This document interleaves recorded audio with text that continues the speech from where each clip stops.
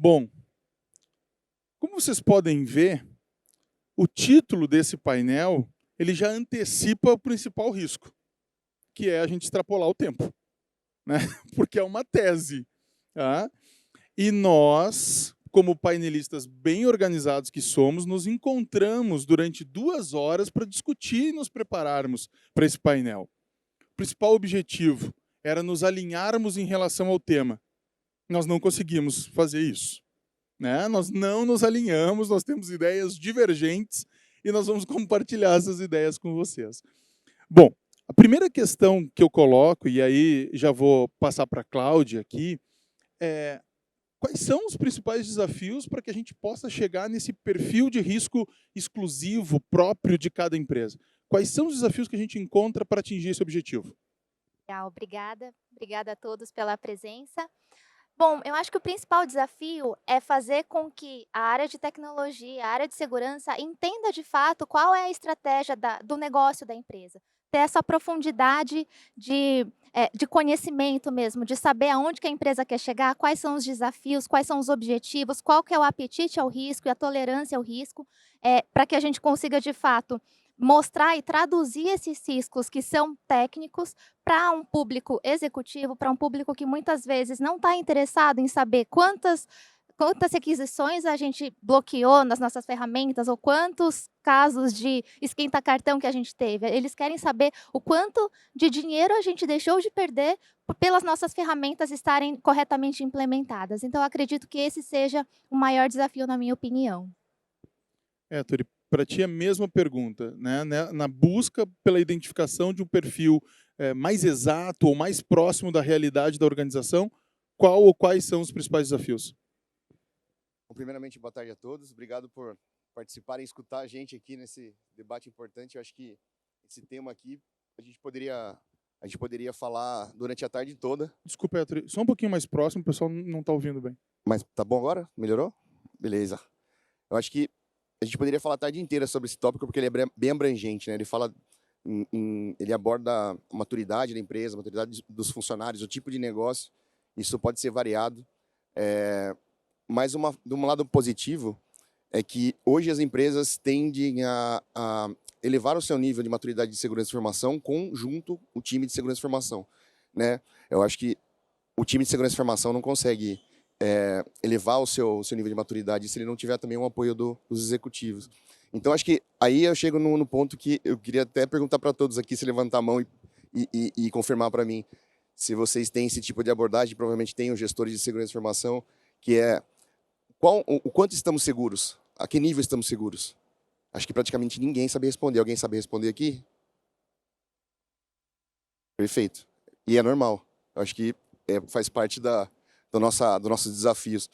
Então, através desse tipo de pergunta, que é cada vez mais feita para a gente começa a trabalhar em certos aspectos, por exemplo, de conhecer o nosso ambiente, conhecer o nosso negócio, conhecer os ativos, né, como a Cláudia comentou, conhecer os nossos ativos de tecnologia, e cada vez mais alinhando isso a riscos, né, e elevando também a maturidade de segurança, já aproveitando, mostrar esses riscos para o executivo, né, numa linguagem bem clara, fácil de entender para eles, que geralmente é dinheiro, né, Cláudia? Geralmente, falando em dinheiro, todo mundo entende, então a gente consegue trazer mais sensibilidade para os executivos. Bom, aqui a gente, né, nessas primeiras perguntas, o objetivo é entender quais são essas barreiras para se chegar nesse objetivo de ter um perfil de risco mais adequado para cada organização. E aí a Cláudia trouxe uma questão. Olha, conhecer o negócio o suficiente, né, ter um entendimento suficiente do negócio para que eu não tenha um resultado da análise de risco, ou até do processo todo de gestão de riscos, que seja mais do mesmo, né, que se aplique para todas as organizações. Um resultado mais genérico. Agora, como fazer isso? Ou qual é a estratégia que a Cláudia lança a mão para que o pessoal que está envolvido na gestão de riscos tenha esse conhecimento, tenha essa propriedade? Eu acho que é importante ter uma ferramenta, um framework de gestão de riscos bem robusto, bem implementado, que seja integrado aos diferentes processos das organizações, para que essas ferramentas, esses processos em conjunto consigam trazer métricas, consigam trazer diferentes indicadores para que isso seja levado para os executivos e seja uma ferramenta importante de tomada de decisão, né? Então, acho que tudo passa ali por uma...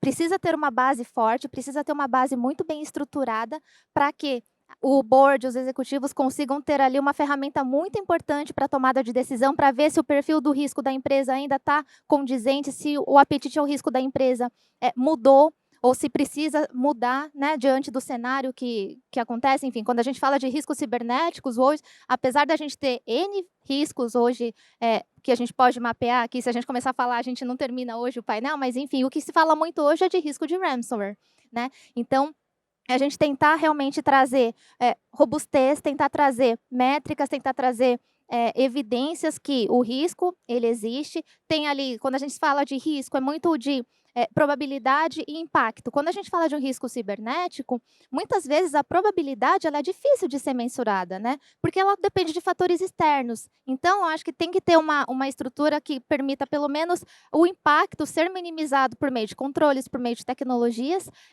para que nessa conta ali do risco, vamos dizer assim, que consiste no impacto vezes a probabilidade, pelo menos o impacto a gente consiga diminuir e a gente ter um ambiente um pouco mais controlado. Essa questão do risco que a Cláudia traz, né, eu acho que traz muito bem.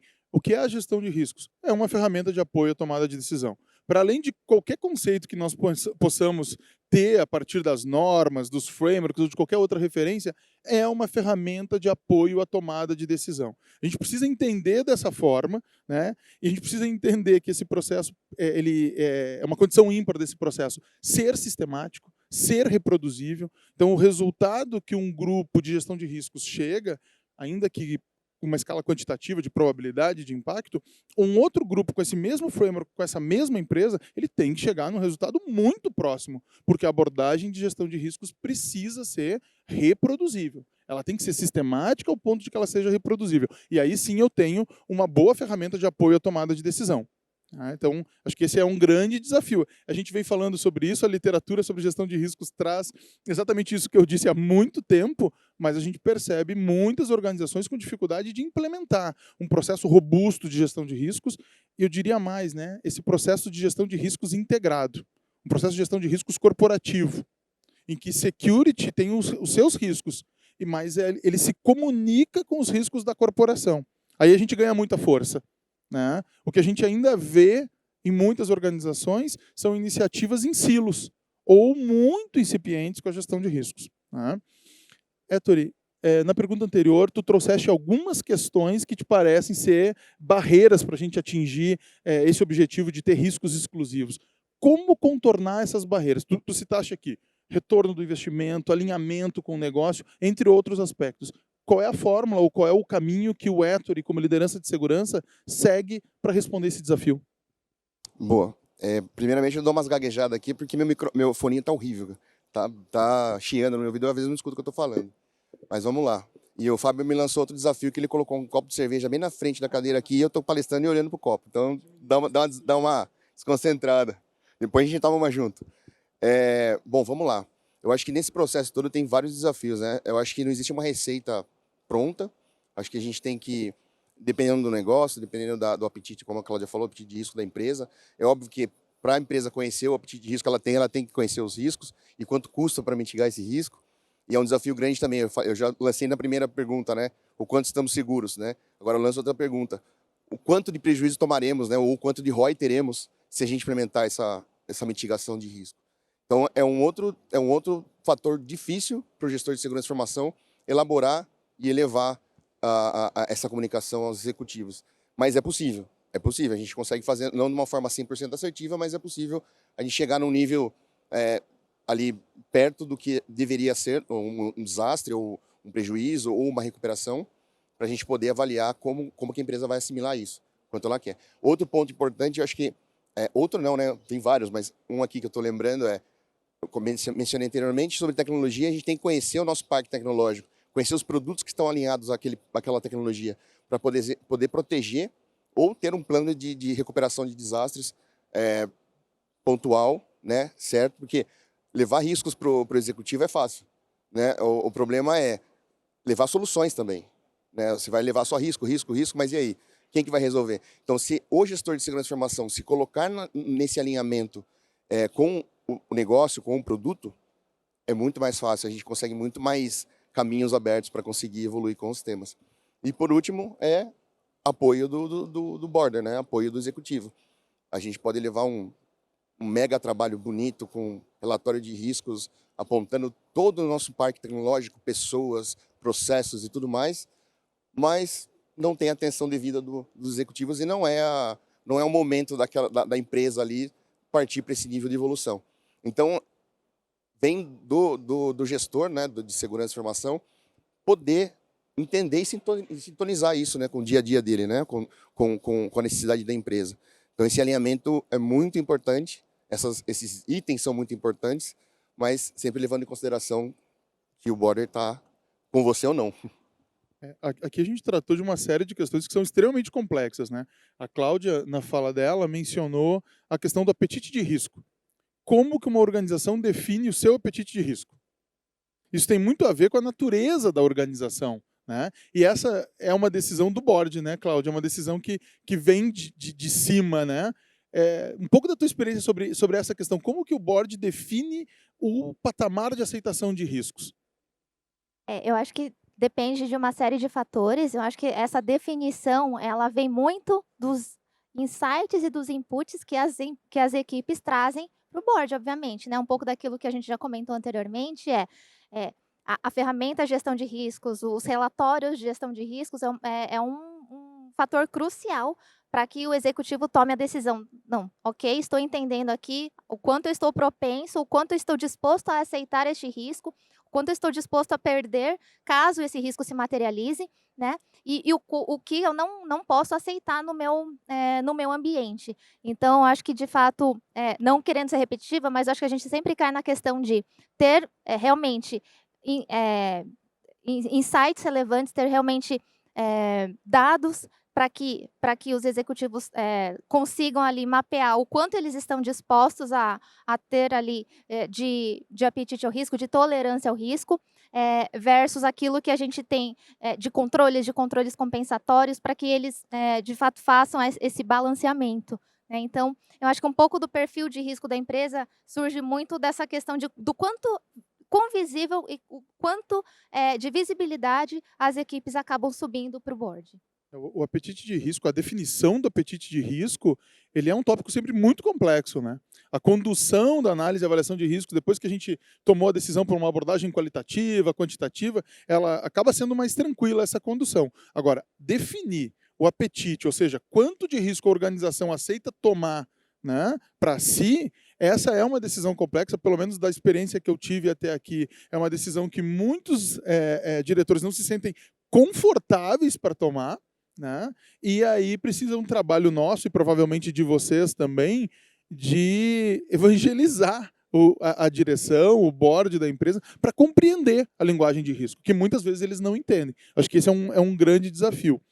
O Ettore, ele mencionou uma questão que pode parecer assim, né, muito trivial. A gente precisa do apoio da alta administração. De fato, sem o apoio da alta administração, é muito difícil se implementar um programa de segurança, para não dizer inviável. Agora, Ettore, qual é a estratégia para a gente envolver a alta administração? Está mais fácil hoje em dia, depois de todos os incidentes de sequestro de informações, vazamento de dados? Como que a gente sensibiliza a alta administração para que eles nos deem esse apoio que a gente tanto precisa? Boa pergunta do milhão. Arrasta para cima que eu falo depois. Brincadeira. Eu acho que assim, a gente tem vários métodos de abordagem. Infelizmente hoje, principalmente no Brasil, as ações, né, o executivo ficar sensível a esse tema é apenas após o incidente, né? A gente viu aqui agora, recentemente, a gente teve um incidente numa startup não, né, um aplicativo de carros, e foi invadido, teve prejuízos por erro humano, por engenharia social. Adiantou o cara levar aquele monte de risco lá para mostrar que tem um monte de mitigação a ser feita dentro da empresa, tecnologicamente falando, né? Nossa, desculpa aí, deixando de novo. Às vezes, com certeza, assim, vai ser 99% resolvido. Mas a hora que vem uma pessoa tentando burlar essa fragilidade, ela consegue, aí mostra para o boarder que existem outras necessidades, que o foco não é só apenas naquele de tecnologia ou de negócio, que existem outros focos a serem vistos. A gente fala bastante aqui de conscientização, eu acho que todos os Mindsec que eu participo, a gente fala sobre conscientização de funcionários quanto à tecnologia, quanto à segurança, a utilização de tudo isso. E a gente vê que sempre é o mesmo problema, né? Continua sendo as pessoas, né? E principalmente hoje em dia, que as empresas são de tecnologia, né? Hoje em dia, empresas que eram padaria, por exemplo, viraram padarias de tecnologia, né? Porque tudo precisa de tecnologia. Então, essas empresas hoje precisam olhar com mais carinho, né, vamos dizer assim, para esse tema e se sensibilizar quanto à tratativa desses riscos. Aí vem uma série de iniciativas que podem ser feitas, dependendo do negócio, dependendo do business, né, dependendo do produto que você está entregando, mas tem desde a apresentação para um comitê, né, de riscos ou de segurança, para que eles tenham conhecimento de tudo isso, mostrar em casos práticos e financeiros o quanto isso pode afetar, olhar para o vizinho que sofreu um incidente, óbvio, tentar ajudar primeiramente, mas depois mostrar para o seu executivo que pode acontecer aqui também. Então, são todas essas iniciativas que é obrigação do gestor de segurança de informação, do time de segurança de informação, levar para cima para poder sensibilizar, porque você mesmo mencionou, né? É um tópico importante você sensibilizar o executivo. Se você não sensibiliza ele e não te apoia, os seus pares, as outras áreas de negócio, de produto, não vão te dar atenção nunca. Então, sensibilizar ele primeiro, depois vem e traz os seus aliados para junto, para poder evoluir com o tema dentro da empresa. Posso complementar Por com um favor, ponto Cláudia. que eu acredito que, assim, uma das nossas grandes dificuldades é trazer esses riscos, fazer com que esses riscos sejam traduzidos para a linguagem do negócio, a ponto que, quando acontece um incidente, o primeiro a ser cobrado é o executivo de segurança. Então, nesse momento que acontece o incidente, dificilmente as pessoas vão se lembrar, poxa, realmente, eles estavam trazendo esse risco para mim há X tempo, né? Então, assim, um pouco da nossa dificuldade é realmente fazer com que esses riscos sejam sensibilizados pela alta direção para que, caso ocorra um incidente, né, de grandes proporções, de fato, a empresa esteja mais preparada. Porque, né, realmente, o primeiro a ser culpado ali, ou responsabilizado, é sempre a área de segurança.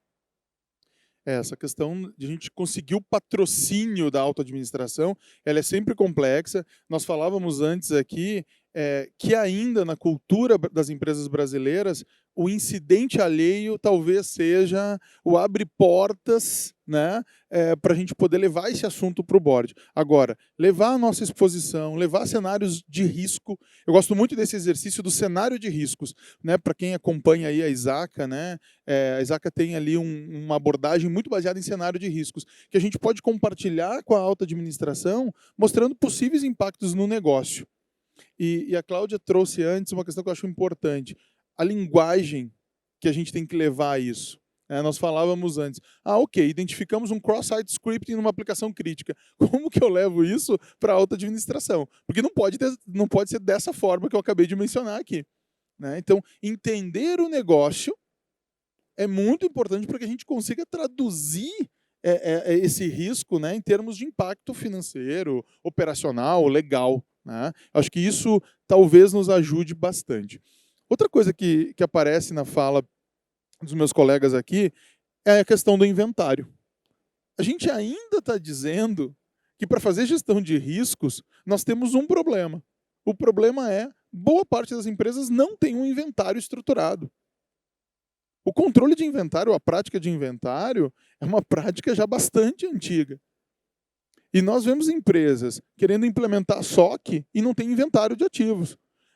A expressão que o Ettore utilizou na nossa conversa aqui, no nosso warm-up, revela muito sobre a nossa idade. Ele usou a expressão joias da coroa para falar dos ativos críticos da organização. Mas muitas empresas querem implementar um programa de segurança e não têm essa visão. Não tem um inventário de ativos. Bom, eu vou proteger o que se eu não tenho visibilidade? Então, e aí nessa fala o Ettore tinha dito uma coisa que é muito importante. Bom, tu vai começar um inventário e tu vai manter um inventário. Tu nunca vai terminar um inventário de ativos. Não é isso, Ettore? É mais ou menos isso, né? Exato. A questão da cloud, eu estou sempre subindo uma instância para a cloud, um workload novo. Então, o inventário de ativos, ele é cerne de qualquer estratégia de segurança. Basta que vocês reflitam ou relembrem sobre o NIST. O NIST, no primeiro pilar, ele já fala sobre inventário de ativos. O CIS é uma das 2 primeiras práticas ou controles sugeridos. Então, nós ainda temos esse obstáculo. O obstáculo de ter um inventário de ativos para poder estruturar a nossa estratégia a partir dele.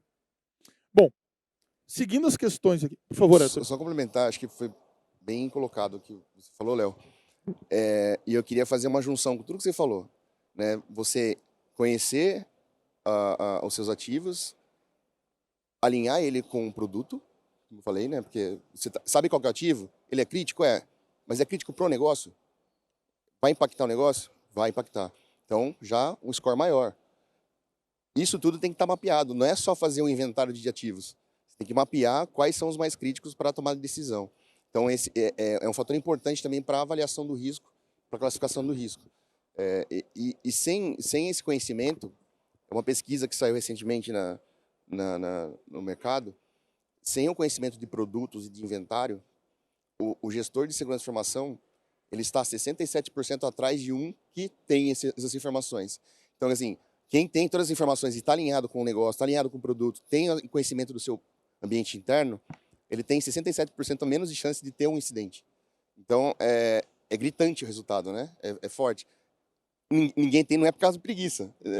Ninguém tem, aliás, ninguém tem, não. Muita gente não tem, porque é complexo, é difícil. Aí a gente entra no papo da cloud, né? Vamos sensibilizar lá em cima, porque até para isso tem que sensibilizar. Como que eu vou fazer uma tarefa tão grande como essa, de conhecer seus ativos, manter ele atualizado, se está alinhado com o produto constantemente, porque também com o produto em certas empresas, startups, por exemplo, mudam todo dia. Então isso tem que ter o apoio de alguém. Sozinho a gente não consegue. Tem que ter uma estratégia, né? E aí a gente entra numa outra seara que daria um outro painel, né? Será que as estratégias de segurança que a gente conhece, que a gente vem implementando, elas fazem frente para os desafios atuais de uma startup, por exemplo? Provavelmente esse seria o tema aí para um outro painel. Mas seguindo aqui no nosso tema, um dos pontos que a gente concordou aqui é que identificar a superfície de ataque é fundamental, é uma premissa para que nós possamos identificar o nosso perfil de riscos. Bom, então, superfície de ataque é uma medida de exposição única de cada organização. Passeando lá naquela parte da conferência, a gente vê vários vendors trazendo soluções para fazer a gestão da superfície de ataque, né? E aí a minha pergunta é a seguinte: quais são, na tua visão, Cláudia, quais são os principais componentes dessa superfície de ataque, baseado na tua experiência até aqui?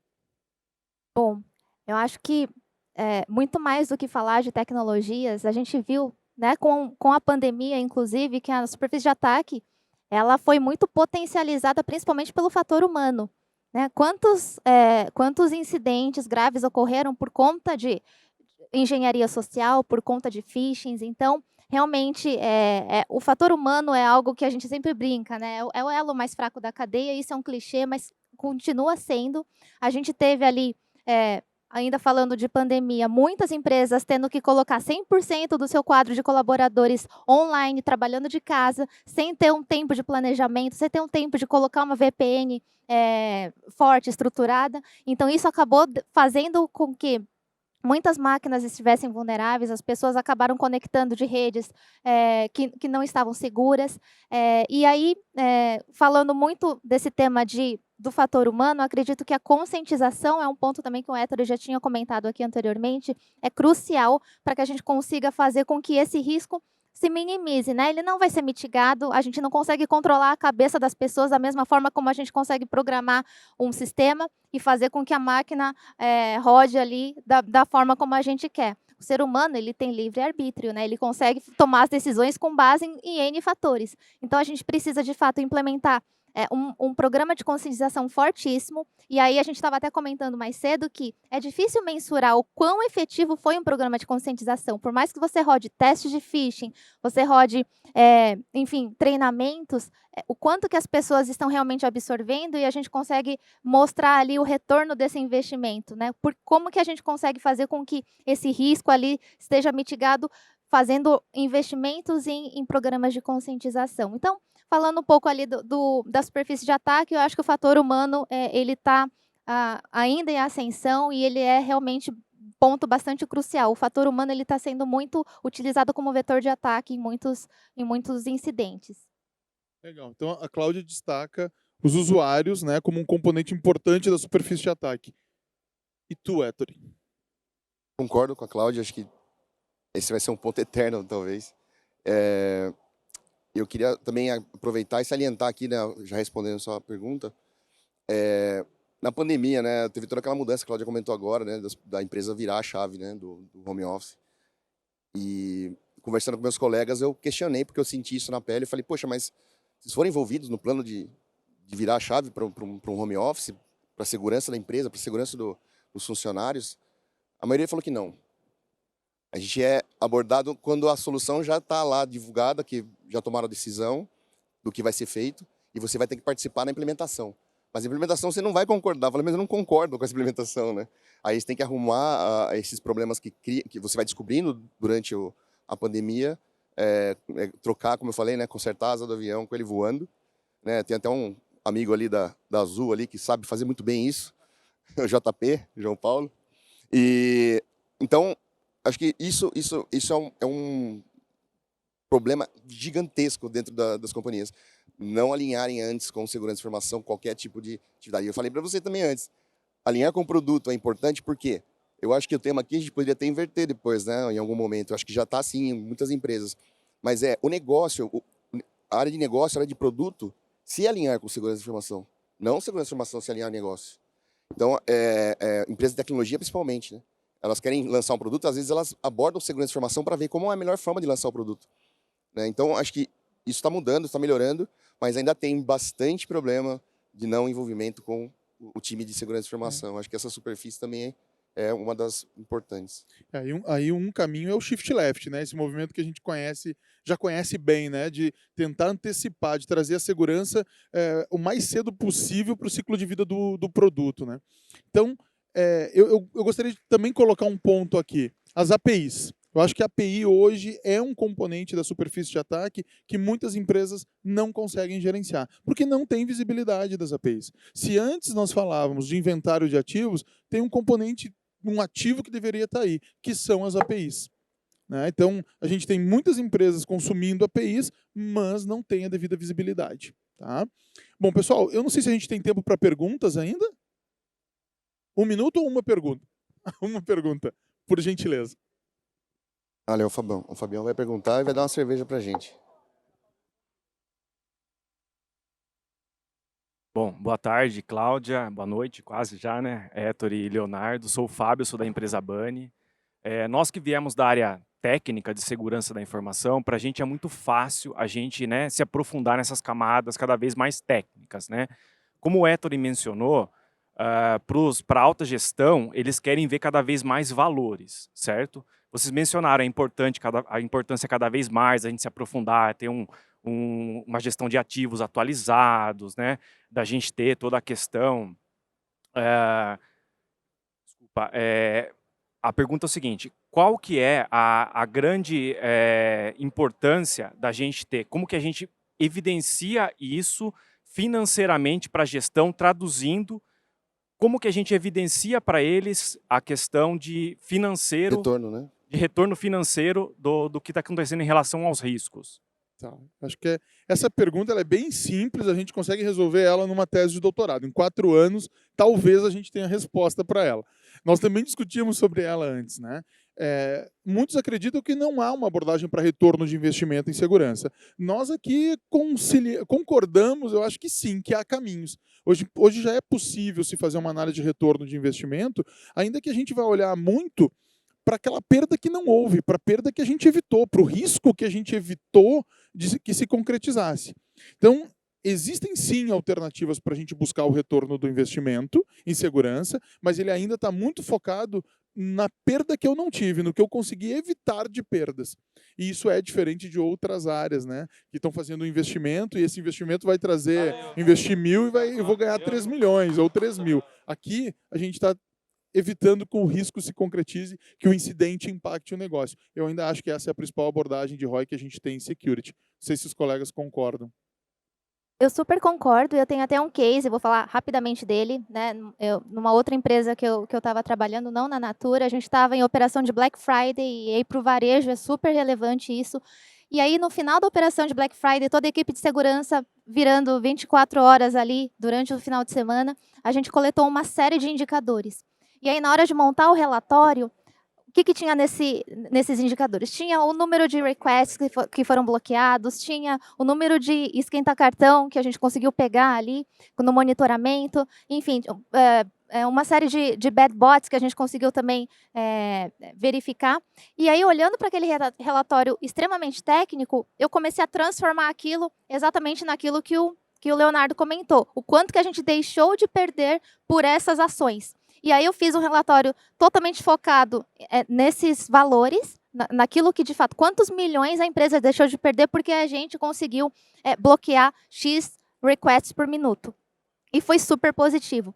À medida que, a partir do momento que eu enviei esse relatório, cada dia eu via um executivo diferente olhando o relatório. Então, e aí o feedback que a gente teve foi super positivo. Eles chegaram, inclusive, a me falar que, poxa, finalmente eu consegui entender que enquanto eu estou dormindo, isso CEO me falando, enquanto eu estou dormindo sossegado, significa que a equipe de segurança da informação está fazendo um bom trabalho. Então, assim, foi o melhor feedback que eu tive da minha vida. Por quê? Lindo isso. Porque, exatamente, refletiu todo o nosso esforço e o CEO reconhecer isso, foi uma conquista muito, muito gratificante. Muito bom. Eu vou ser bem rápido, bem breve aqui. Então, era uma vez, começa a contar a história.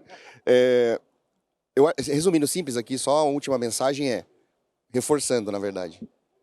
Se a área de segurança e informação não estiver alinhada ao negócio, não conhecer o produto, ela não sabe avaliar o quanto ela vai ter de prejuízo e nem o quanto ela vai ter de recuperação. Né? Por exemplo, não é recuperação de dinheiro, é recuperação do ambiente. Se você tem um alinhamento muito forte com o produto, você conhece a sua empresa, você conhece quais são as partes críticas, se você tem um plano de recuperação de desastres bem elaborado, você consegue medir isso. Não é assim como eu falei, é bem mais complexo, mas consegue. Hoje em dia a gente consegue ter um valor. É pontual? É assertivo? Não. Mas chega perto e você sensibiliza os executivos com esses números. É número, né? Como a Claudia falou. Tem que bater na caixinha ali para fazer funcionar. É isso. Obrigado, Bom, pessoal. pessoal.